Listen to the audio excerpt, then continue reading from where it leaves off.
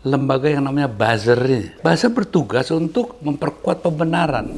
Ngusir para mahasiswa demo itu bukan dengan menurunkan ribuan dan ratusan ribu tentara. Mereka nggak akan surut. Mereka akan bertambah besar. Pegang kata-kata saya. Tapi kalau mau mengusir para mahasiswa itu untuk tidak turun ke jalan, benahi saja kabinet Anda ini, gitu ya. Benahi juga diri Anda sebagai presiden untuk tidak semudah itu bicara. Loh, maaf ya Mas Prabowo, saya kok melihat Anda dininak bobokkan.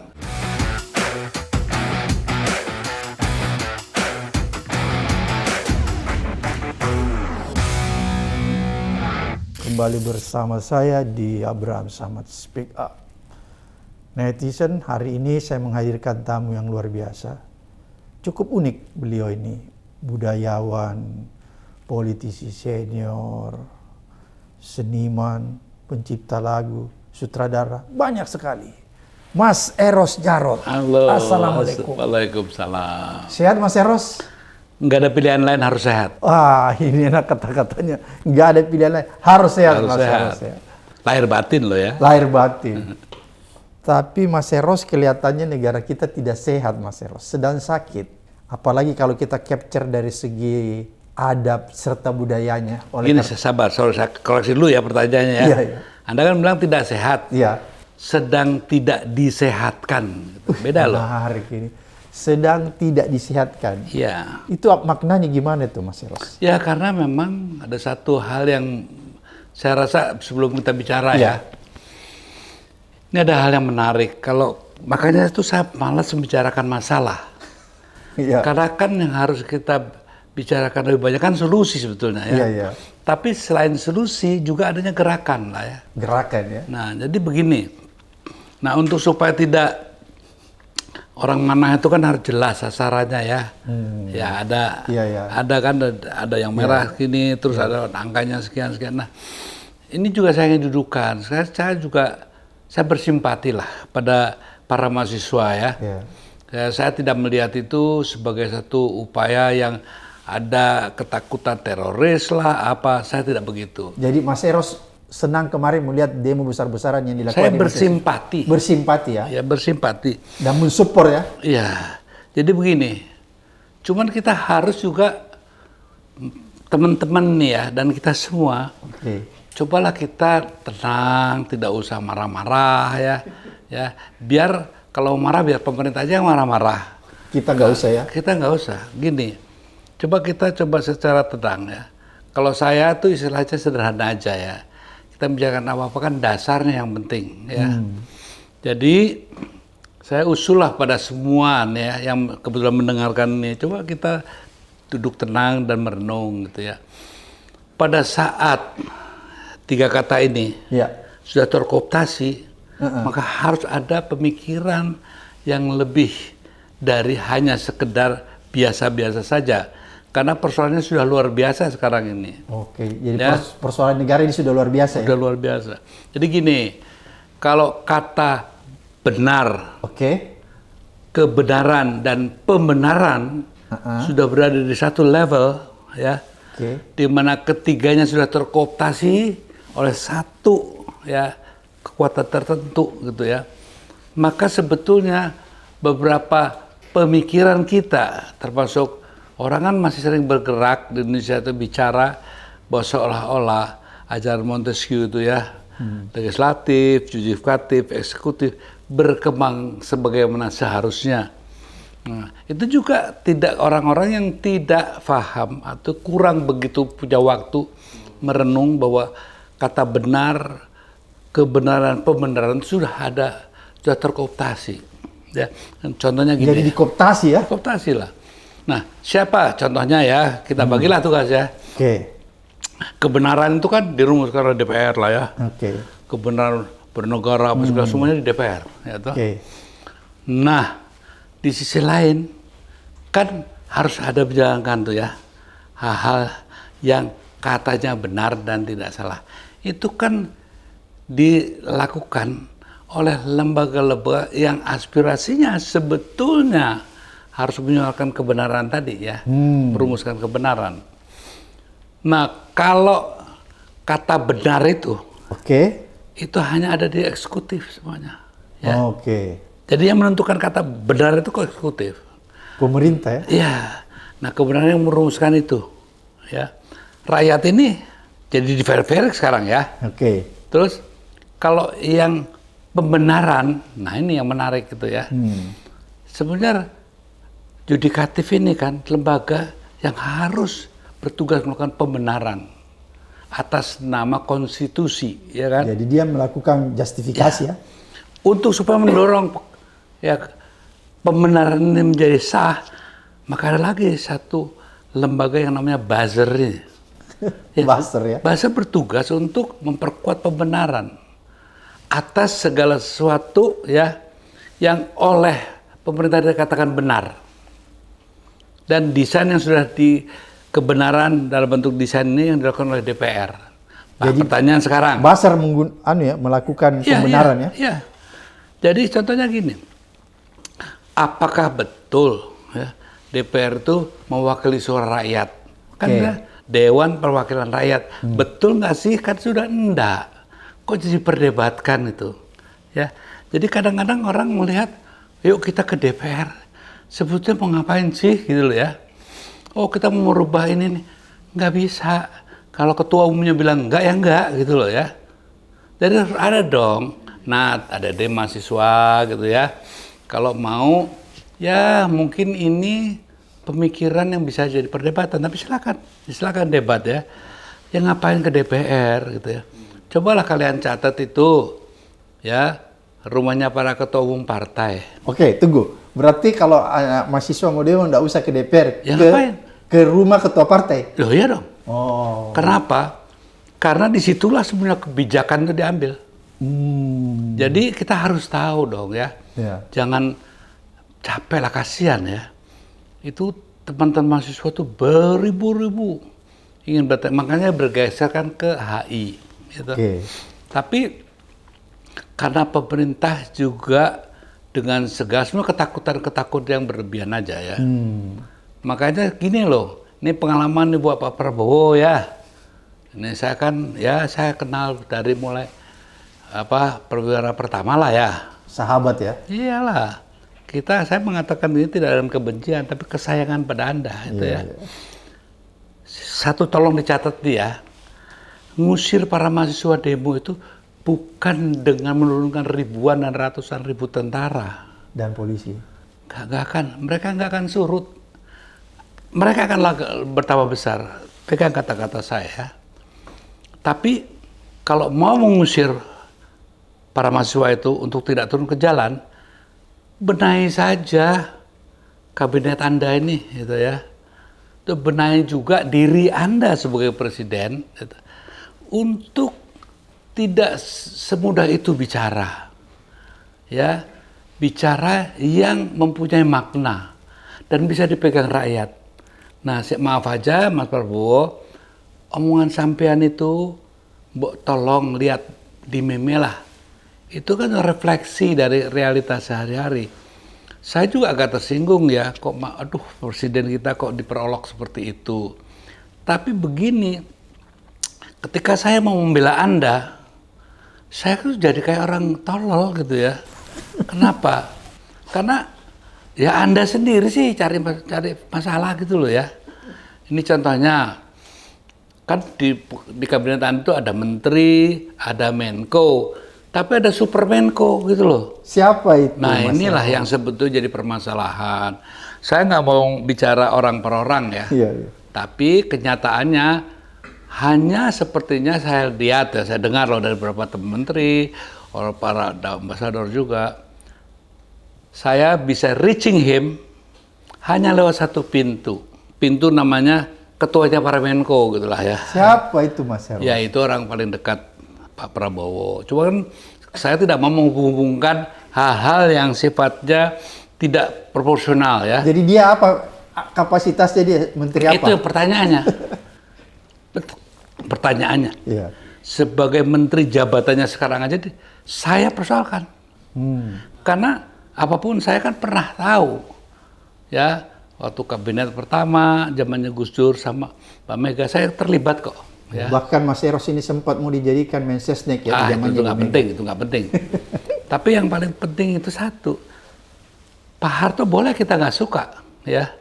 Tapi beliau kalau memilih pembantunya, itu dengan ujian yang luar biasa. Saya tidak merendahkan seseorang atau siapa-siapa, ya. Iya. Tapi ya dengan level pangkat, ya, yang masih menengah, tiba-tiba menjadi menteri, ya, yang tidak melalui kejenjangan, ya, yang layak orang mengatakan memang pantas di struktur itu, agak sulit ya. Nah ini kan satu hal yang sebetulnya membuat semua, jadi Indonesia gerah itu ya, bukan karena ulahnya anak-anak mahasiswa, tapi justru bagaimana Anda mengelola kekuasaan ini ya, yang sebetulnya menjadi dan menimbulkan keresahan-keresahan. Orang berapa bulan baru ini udah jadi dapat bintang Mahaputra. Ini kan satu pertanyaan. Jadi bintang Mahaputra itu yang dicetak di Seden ya? Atau apa? Sudah serda itu sekarang gitu ya. Jadi hal-hal yang beginian ini sebetulnya ya Mas Prabowo, banyak orang senang sama Anda kok. Tapi banyak sekali, lebih banyak lagi tidak senang policy dan cara-cara Anda mengelola kekuasaan Anda, itu aja. Jadi kita nggak usah bicara terlalu apa ya, hal-hal yang sebenarnya pribadi lah. Tapi begitu menyangkut ya, bagaimana negara kita terganggu oleh itu, kalau kita diam, kita salah loh Mas ya.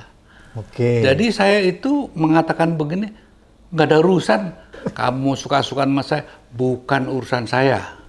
Tapi ketika melakukan kesuka-sukaan, tiba-tiba mengganggu dan merasa negara ini terganggu, rasanya pun tidak salah-salah juga kita bicara. Memang pada saat terlalu menukik kepada hal pribadi, saya kurang begitu suka ya. Jadi, tapi harus dipahami bahwa itu terjadi loh Mas Prabowo ya. Jadi jangan bilang sedikit-sedikit bahwa untuk keluar, mahasiswa yang demo ini pasti ditunggangi asing. Sementara Anda sendiri di dalam beberapa kesempatan kelihatan Indonesia patuh pada asing itu sangat kuat. Ini kan juga kontradiksi interminus. Iya. Ya kan? Contohnya ini membiarkan nanti pertamanya memang Hercules kata yang untuk di overall di mana di Kertajati itu ya.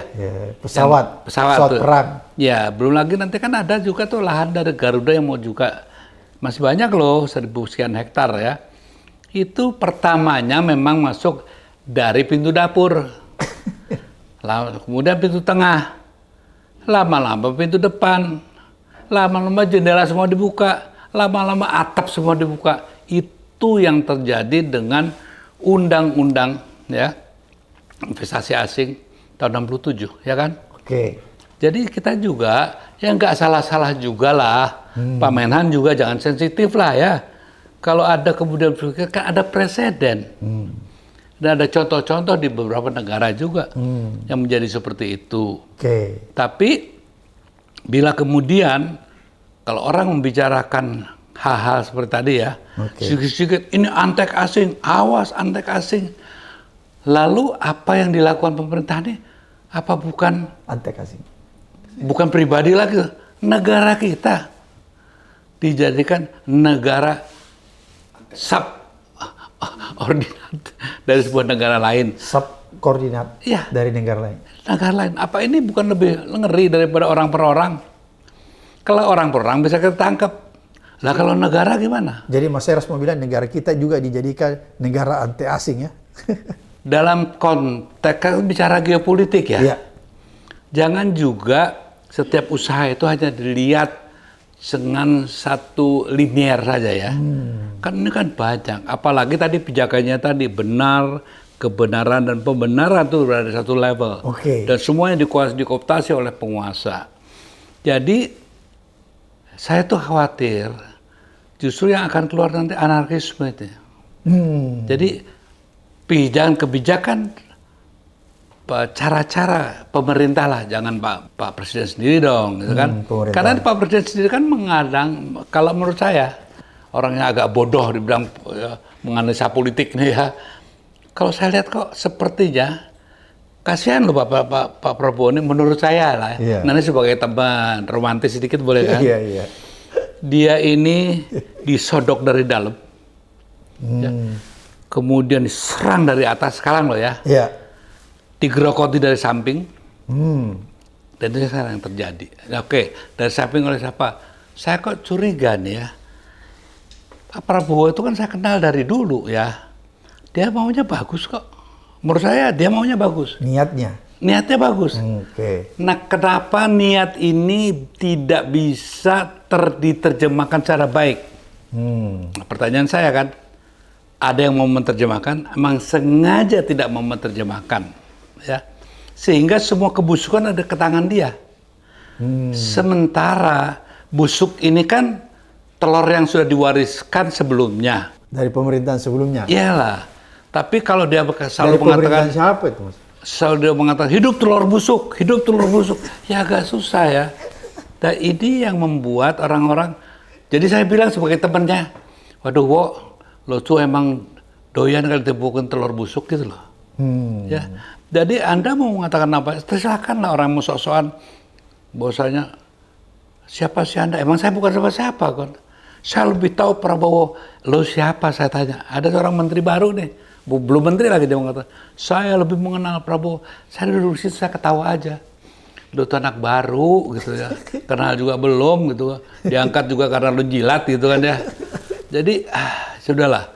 Terhadap yang kayak gitu-gitu, kita tidak perlu perlebar lah ya. Yang perlu sekarang kita nih secara bijak melihatnya. Makanya saya bilang, kenapa sih kita tuh gemar sekali bicara soal masalah, ya. Terus ada lagi petunjuk-petunjuk bahwa anak-anak harus berbahasa dengan baik. Lah presiden aja berbahasa yang nggak baik, gimana dong, ya toh? Masa katanya ikan tuh busuk dari kepala dulu. Kalau kepalanya busuk, dia akan membusukkan semuanya. Lah kalau anak-anak bicara begitu kan bukan karena tiba-tiba begitu saja. Contohnya, lihat yang katanya kaum intelektual, orang-orang yang terhormat, terpandang, terdidik. Kalau ngomong televisi dia berdebat gitu ya. Ya sekarang ada televisi satu yang katanya perdebatannya udah mulai bagus. Tapi ada satu televisi juga yang kayak ngadu jangkrik gitu ya. Dan orang-orang yang kelasnya begitu, kok bisa ya jadiin tokoh gitu ya. Yang tiap kali muncul selalu gitu ya. Ini mau melakukan katakanlah pencerdasan atau pembusuhan atau pembodohan gitu ya. Nah ini juga harus kita lihat secara menyeluruh, bukan hanya semuanya itu presiden. Kita harus lihat juga, karena presidennya mungkin dinenak bobokan juga. Loh maaf ya Mas Prabowo, saya kok melihat Anda dinenak bobokan. Seperti kalau ada lagu tuh yang Anda suka aja di postal gitu ya.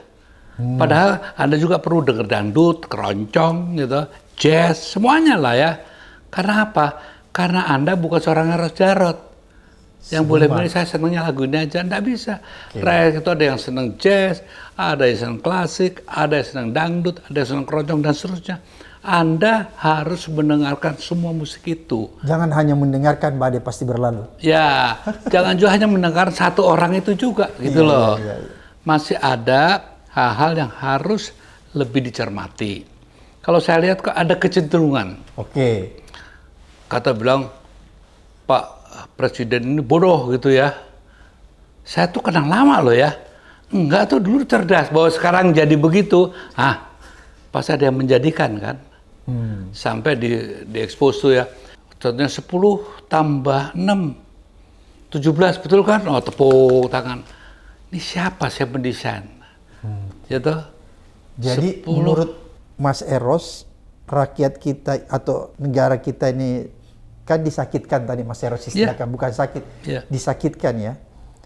Itu karena memang kita sudah tidak menghargai peradaban atau apa itu Mas Eros? Ya, karena memang peradaban sudah dihancurkan 10 tahun sebelumnya Pak. Presiden kita aja ya, Prabowo naik itu kan pijakannya tuh sudah becek segitu rupa. Tapi dengan gagahnya, ya kan senangnya dia tuh punya kecenderungan gagah-gagahan aja. Udah jelas becek. Jalan ini sangat rapi kan, gila itu ya. Ini gimana sih presiden ini? Kok tiba-tiba kayaknya kok buta ya? Orang becek penuh lumpur, bahkan banyak maaf aja kotoran di situ, kotoran manusia juga berantakan. Kok dibilang jalannya itu lempeng bersih dan seterusnya.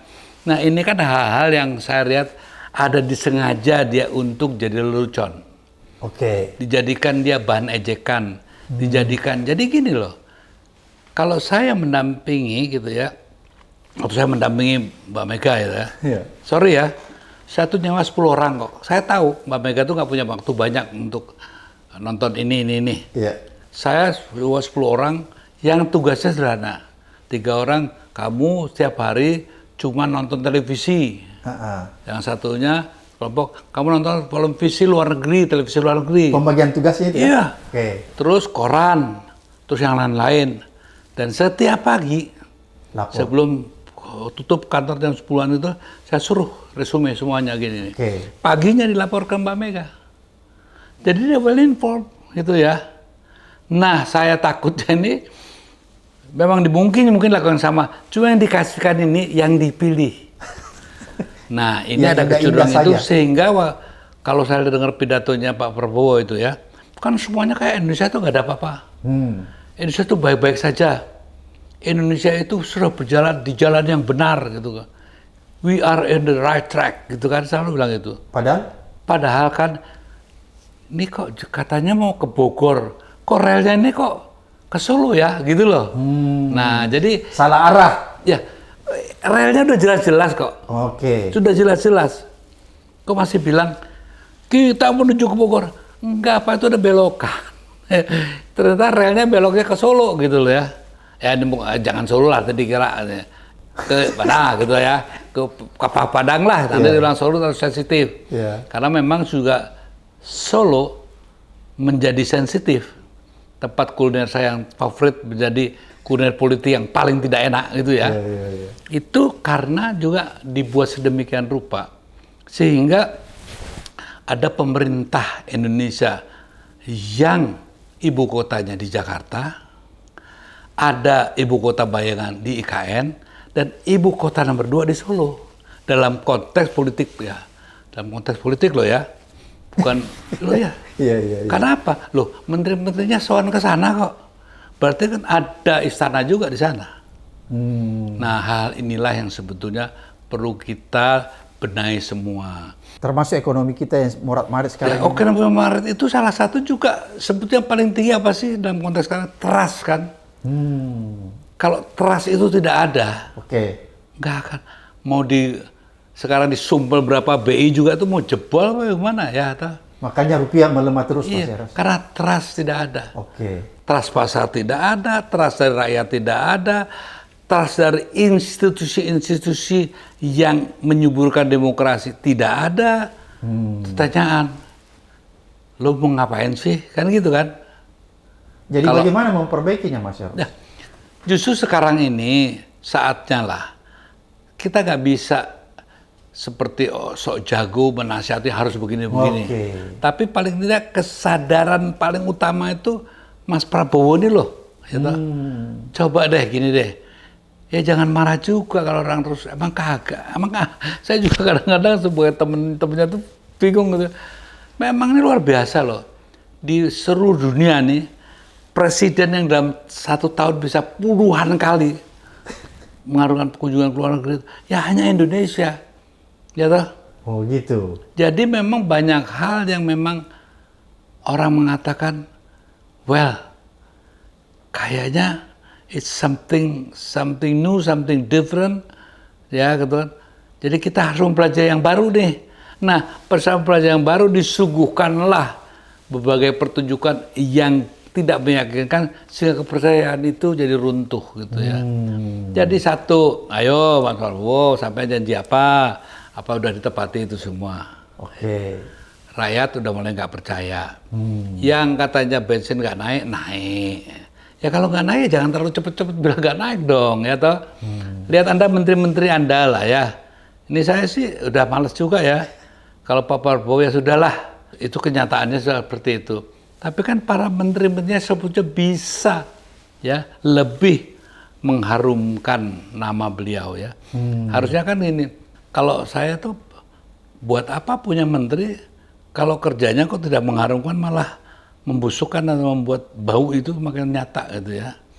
Ya, dengan mudahnya mengatakan, oh nanti ini tidak akan naik gitu ya. Sebentar lagi katanya bahwa rupiah akan menguat. Aduh, semua nggak terjadi. Itu kan yang buntutnya apa ya, kepala ikannya ini kan yang jadi sasaran. Ya, jadi menurut Mas Eros, jajaran menterinya, kabinet justru melakukan blunder pembusukan dari dalam. Justru yang saya bilang itu, apakah ini sengaja, apa ada desain tertentu? Karena saya sudah dengar juga di hebohan kayak gini, ada seorang tokoh zaman dulu yang bersiap-siap untuk membesarkan partainya. Ini kan satu hal yang luar biasa ya. Bukan memberikan pikiran, jangan pemikiran bagaimana membenahi Indonesia sekarang yang dalam keadaan yang tadi disakitkan itu, tapi justru kok seperti tidak ada empati, ya toh? Malah ingin keliling membesarkan partainya. Jadi saya pikir jangan-jangan orang ini punya tujuan tertentu yang juga menitipkan orang-orangnya di dalam kabinet sekarang. Saya tidak mau bercuriga lah ya, tapi saya hanya melihat fakta-fakta objektif ya, di mana kok orang-orang ini tidak memberi ya, katakanlah suasana di mana orang itu kalau ada masalah, rakyat itu kan mbok iyo kalau orang Jawa bilang ya, bicara dengan baik, tidak dengan gagah-gagahan tapi nggak ada bukti, itu lebih menyakitkan gitu ya. Atau karena dia berkuasa dia ngomong seenaknya. Contohnya nih, inilah Pak Dadan ya. Pak Dadan. Pak Dadan itu yang apa itu? BGM. Kepala BGM yang ya. korupsi. Sudah jelas-jelas ada korupsi. Ya. Saya juga aneh, orang-orang dekatnya ini apa nggak punya suara gitu ya, atau nggak berani bersuara. Masa sekian ribu langsung digelontorkan. Kayaknya kalau orang Jawa bilang sadek saknyet, jadi begitu ada di pikirannya langsung dibuat. Padahal sebelumnya orang sudah bilang bermasalah ya. Ya, contohnya gini lah. Gak mungkin kekuatannya berapa sih, infrastrukturnya udah terbangun belum, tiba-tiba oke, dalam bulan ini saya akan turunkan 1000 ini, 2000, aduh gitu kan. Oh ya pilot project dulu gitu loh ya. Nah ini loh Pak Prabowo, sampean juga harus bisa dikritik dong ya. Oh ya bikin pilot project dulu. Tapi waktu bulan, nah sekarang ini berantakan. Siapa yang bertanggung jawab? Dadan itu hanya alat yang digunakan. Dadang Ya. Yang digunakan untuk melancarkan hal-hal atau desain yang saya tidak tahu desain apa. Tapi yang jelas kalau desain untuk negara ini saya sanksikan, itu ya. Karena memang hasilnya terbukti tidak seperti yang diharapkan Pak Presiden. Oke, Pak Presiden minta A. Tapi di bawahnya jadi begitu. Nah, nanti akan ada proses ya. Jadi dari Pak Prabowo-nya tapi bawahnya udah jadi up. Jadi Mas Eros mau katakan sebenarnya dari Pak Prabowo-nya niatnya cukup bagus untuk MBG ini, tapi dijalankan oleh para bawahannya seperti Dadang itu diterjemahkan secara apa tuh? Secara sempit atau secara luas? Atau diterjemahkan seenaknya? Niat baik itu kan tidak cukup. Orang niatnya baik, tapi bisa aja menghasilkan sesuatu yang sangat tidak baik, gitu ya. Karena apa? Di niat yang baik itu dalam konteks politik ya, itu kan dilihat, oh ini ada yang baik nih, kita bikin yuk, gitu. Satu struktur di mana ini mendukung yang baik. Padahal di struktur itu ada bolong-bolong semuanya. Katakanlah struktur BGN, memang orang-orangnya perlu dipertanyakan. Loh, memang makanya saya bilang BGN ini Prabowo ini begitu yakin dengan BGN ini akan menaikkan harkat dan derajat dia. Tapi maka direndahkan kan. Justru saya pikir ini pasti ada desain yang lain. Ini kan hanya analisa. Masa nggak boleh ngomong gini aja ya kan? Bahwa ada memang tonggak-tonggaknya itu memang sudah didesain bahwa itu akan runtuh gitu ya. Cuman karena orang baik ini yang namanya Prabowo gitu ya, dia karena saking baiknya sampai nggak ngelihat itu. dan memang sengaja ditutup matanya. Nah makanya kenapa orang terdekatnya ini kalau toh sayang sama Prabowo, ya toh, cobalah sayangnya dalam bentuk ya yang lebih kualitatif dibanggakan. Ya. Kayak Pak Dadang, harusnya dia bekerja dia bagus ya. Bukan ya orang dekatnya Pak Prabowo kan bahasa Pak Dadang kan bukan. Ya toh. Orang dekatnya. Ya. Siapa itu Mas Ya Eros? itu Teddy lah ngomong gitu. Anda kan dari tadi pengennya saya ngomong Teddy, ya ngomong betul lah. Ya. Harusnya dia bekerja dengan bagus. Iya, enggak apa-apa kok. Oke. Tapi kalau masukan-masukannya bagus, bilang Pak, BGN itu maksud Bapak tuh bagus dan mulia. Tapi yang mulia ini justru lebih mudah orang-orang atau tikus-tikus got ini ya. Menggerogoti. Iya, bikin ini, dibikin tonggak-tonggak yang bagus, sehingga kelihatannya menunjang. Padahal itu semua tonggak-tonggak yang sengaja dibuat untuk meruntuhkan satu saat. Jadi ini kan harus juga punya pikiran pola pikir konspiratif itulah ya. Nah ini kan kayak Mas Hasyim juga itu orang-orang baik. Saya tahu itu orang-orang baik. Itu saking baiknya ya gampang digunain, gitu ya. Nah ini juga satu catatan dari saya. Sehingga rasanya kok kalau kita nyerang secara personal itu kurang menarik saya. Tapi kan ini realita. Kenapa saya bilang Hasyim orang baik? Saya kenal beliau kok. Saya sangat dekat dengan beliau, dengan keluarganya. Itu keluarga orang baik. Nggak pada punya pikiran jahat atau buruk itu nggak ada. Jadi justru lebih gampang nih kalau orang Jakarta dikelecehin.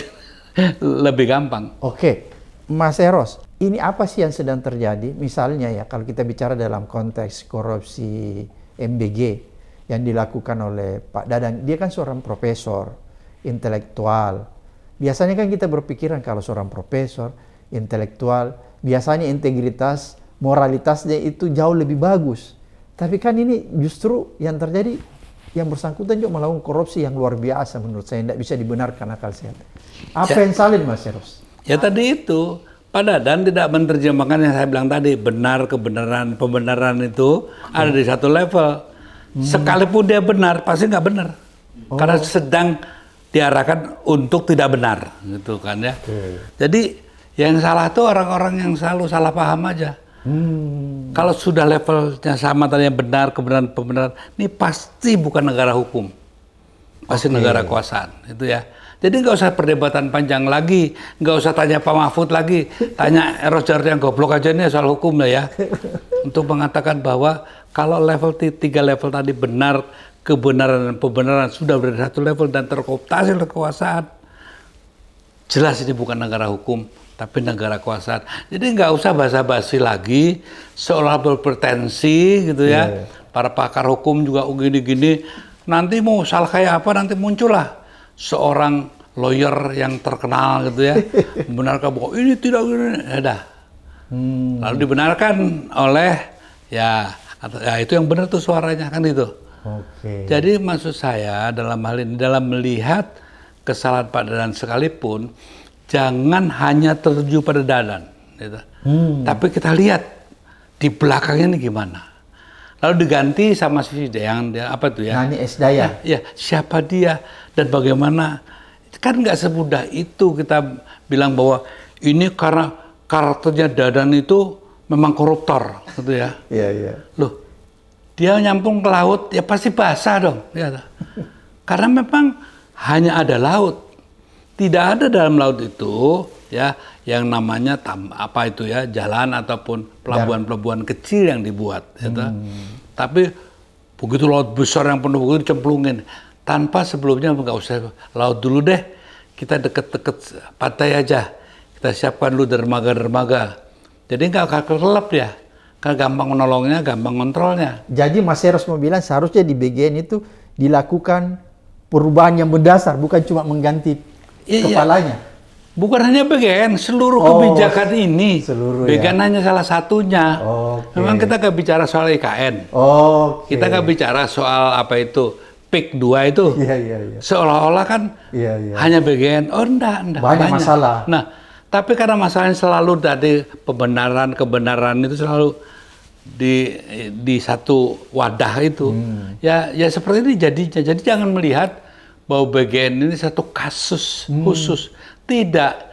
Ini yang kasus paling empuk untuk diangkat. Nanti gampang kita gantikan aja pimpinannya. Jadi saya lihat, memang orientasi kita juga harus berubah dong. Tidak hanya tergiur oleh pergantian. Tapi perubahan dong yang menjadi yang... Ini juga kesalahan waktu reformasi. Saya bisa mengatakan ini banyak yang mungkin meledek saya, ini seseorang sok tahu reformasi.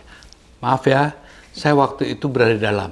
Iya. Setiap ada Gus Dur, ada Mas Amin, ada Pak Mega, pasti ada saya. Kan Mas Eros penasihatnya Ibu Mega. Bukan penasihat lah ya, pokoknya ini lah saya. Orang dekat. Ya. Jadi kalau saja waktu itu, makanya saya Pak Rudi bilang, Pak, Bu, ini bisa nggak ya?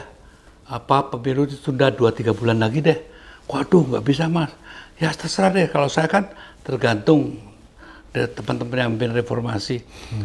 Waktu itu sebetulnya pada saat kita mengadakan penyelenggaraan pemilu ya, kekuatan nasional dari unsur-unsur yang tadi itu belum terbentuk. Yang ada Gus Dur, Mbak Mega, Amin Rais malah cakot-cakotan sendiri untuk memenangkan partainya. Nah, jangan sampai terulang lagi. Karena waktu itu ternyata walaupun kita namanya reformasi, orientasinya masih pergantian, bukan perubahan. Oke, jadi berarti waktu reformasi 98, Mas Eros mengatakan itu bukan sebuah perubahan, tapi cuma pergantian semata. Karena apa? Tidak ada dasar-dasar yang bisa berkembang hari ini tumbuh secara sehat. Karena apa? Kan sekarang gini, kita lihat deh dari Anda bang semuanya. Oh yang ini ganti. Padahal dasar pijakannya nggak berubah. Jadi Mas Eros mau katakan kalaupun nanti ada reformasi jilid kedua, harus yang terjadi perubahan secara menyeluruh, bukan pergantian. Iya, bukan pergantian. Kan sekarang bagus lah. Saya udah senang tuh waktu Pak Prabowo bicara soal Undang-Undang Dasar 45, khususnya pasal 33. Tapi cara menanganinya, kan harus tahu juga bahwa ini negara yang sudah berkarat ya kebusukannya. Yang tidak bisa langsung bawa semprotan itu gede-gede orang lari semua. Malah tikus-tikusnya udah ngumpet, mana nanti gigitin dia sendiri gitu ya. Jadi ini yang aneh gitu menurut saya. Ini kok jadi begini ya? Dulu waktu dia masih letkol ya, bahkan kapten aja cerdas loh menurut saya. Bahwa sekarang ini ada kesan saya kok jadi begini ya gitu. Saya nggak percaya gitu. Pasti ada yang menjadikan. Makanya waktu Anda bilang Indonesia tidak sehat, tidak disehatkan. Nah, jadi jangan juga kita terlalu cepat ya. Seolah-olah Prabowo itu seorang yang hebat. Ya anti masuk angin, anti kerokan, anti apa. Banyak kerokannya itu gitu ya. Nah, sehingga maksud saya janganlah dengan kebencian gitu ya. Tapi ini kenyataan. Dan sekali lagi saya tandaskan, bukan urusan saya. Tapi kalau urusan pribadi ini, melahirkan hal-hal yang buat negara ini resah, kan perlu dong kita bicarakan gitu. Bukan untuk dijadikan ledekan, tapi memang sudah sangat, jadi gini loh, untuk buat ledekan jelek aja, sudah nggak nyampe gitu loh. Bayangkan ya, untuk buatkan ledekan jelek aja, sudah nggak mungkin lagi. Saking gimananya gitu ya. Nah jadi sudahlah, kita lihat ini realita yang harus kita hadapi. Sehingga bukan memasalahkannya, coba kita cari sama-sama solusinya ya. Apa yang menjadi catatan nih Mas Eros? Apa yang harus dilakukan? Paradigma itu, changing the paradigm. Mengganti paradigma berpikir, paradigma berkembang, semua harus dirubah gitu. Lalu bilang, wah ini merubah jadi semuanya dong. Loh, kan sederhana aja. Jangan dipidatokan, kembali kepada apa yang pernah disepakati oleh pendiri Republik ini. Ada Pancasila itu, lakukanlah secara baik dan benar. Konsekuen ya. Jangan ketuhanan yang Maha Esa diganti sekarang ini menjadi keuangan yang Maha Esa. Kan itu kan lebih kacau itu ya. Jadi lo ini kan persatuan Indonesia, bersatunya para konglomerat gitu. Nah, jadi ini hal-hal yang harus kita pikirkan bersama. Lalu bagaimana nih dengan para konglomerat yang kaya-kaya itu? Ya kita harus lihat dong. Jangan serta-merta menyalahkan terus ya. Yang namanya pedagang, kan nggak salah-salah terus salah amat loh ya. Dalam konteks mentalnya dan kebiasaan dia menjual. Ya. Tapi kalau seorang penyelenggara negara, seorang pemerintah atau kepala pemerintahan ikut berdagang, itu kan sudah keterlaluan. Nah itu yang harus digantung dulu menurut saya. Jadi jangan serta-merta, kan biasa bilang asing, Cina-Cina, loh dia jadi begitu itu bukan karena dia begitu, dijadikan untuk apa? Kepentingan penguasa juga. Jadi sebenarnya zaman, itu warisan zaman kolonial kan, bahwa memang etnis Tionghoa ini memang menjadi penterjemah dari para koruptor VOC di zaman VOC dulu ya, untuk mendapatkan uang kan dikontrol juga dari sana, dari pusat. Untuk supaya pembukuannya benar, dia minta kelompok ini yang diajak kong kaling kong. Jadi udah sejarahnya begitu.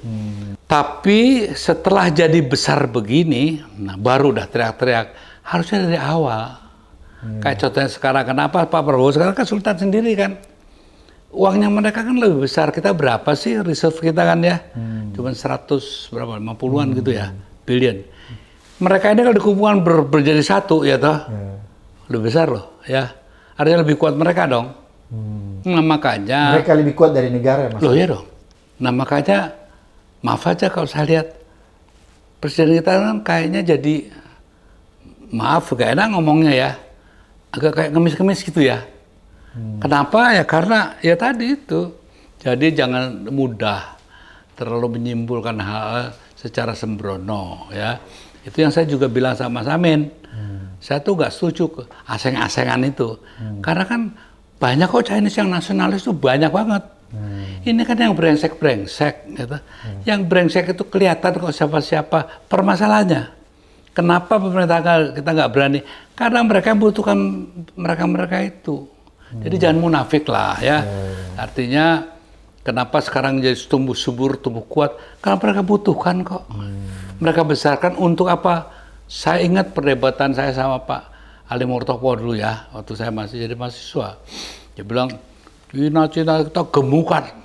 Ya, nanti udah gemuk baru kita peres. Lalu saya bilang, kalau udah terlalu gemuk, tangan kita kecil, peresnya gimana Pak? Wah, itu marah-marah dia. Kamu ini selalu begitu. Ini yang harus jadi catatan. Jadi mereka itu tidak ujuk-ujuk datang. Nah, itulah kenapa saya kalau bicara soal Jokowi itu dikira sentimen prioritas, nggak ada. Itu ada praktek tuh, jangan diam aja kamu praktek ya, toh. Ngomong dong ya toh, bahwa sebetulnya waktu beliau masuk itu kita sama-sama kok ya, membantu untuk tidak terjerumus ke situ. Tapi dia malah memberikan tempat tambahan karpet merah. Ini yang membuat saya jadi memang orientasinya mungkin pergantian, bukan perubahan. Nah makanya kan kenapa saya juga beri catatan keras kepada PDIP itu ya. Jadi jangan juga kita merasa hebat-hebat amat itu ya. Ada kesalahan yang harus secara perwira ya kita akui. Tapi itu bukan yang namanya pijakan aslinya. Kan saya turut membuat pijakan aslinya. Tidak begitu.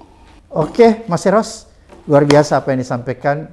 Mudah-mudahan ini didengarkan dan mencerahkan orang, sekaligus mengedukasi, serta yang terpenting, Mas Eros, menuntun orang untuk melihat sebuah kebenaran. Terima kasih, sampai ketemu di episode berikutnya di Abraham Samad Speak Up.